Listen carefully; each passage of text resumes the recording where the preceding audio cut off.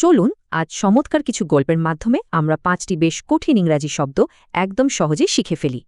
স্ক্রিনে থাকা এই 5টি শব্দই আজ আমাদের লক্ষ্য। অর্থগুলো একটু দেখে নেওয়া যাক, এরপর সোজা গল্পে যাব। প্রথম গল্পটা রিদুয়ানির। গণিতে ওর রেজাল্ট ছিল অ্যাবিসমাল বা ভীষণ খারাপ, কারণ সূত্রগুলোর কাছে অ্যাবস্ট্রুস বা দুর্বোধ্য লাগত। শিক্ষক বুঝলেন সমস্যা আসলে অ্যাবস্ট্র্যাক্ট বা বিমূর্ত ধারণায়।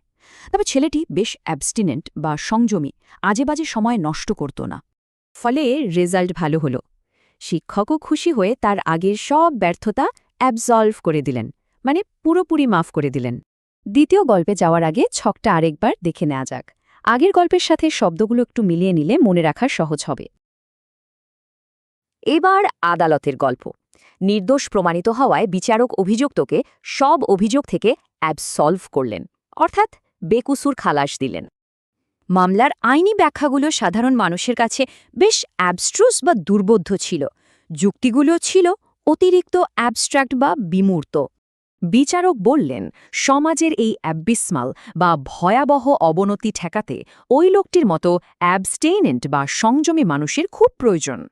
চলুন আবার একটু বিরতি নিই। আদালতের ঘটনার সাথে শব্দগুলোর অর্থ আরেকবার মিলিয়ে দেখলে ব্যাপারটা একদম পরিষ্কার হয়ে যাবে। শেষ গল্পটা আর্ট গ্যালারির। তানভীর দেখল পেইন্টিংগুলো চরম অ্যাবস্ট্র্যাক্ট বা বিমূর্ত, আর কনসেপ্টগুলো এতটাই অ্যাবস্ট্রুজ যে মাথায় ঢুকছে না। সমালোচকদের মতে এই অহেতুক জটিলতা শিল্পের মান অ্যাবিসমাল বা জঘন্য করে দেয়। তবে তানভীরের অ্যাবস্টিনেন্ট বা সংযমী শিক্ষক ভিন্নমত দিলেন।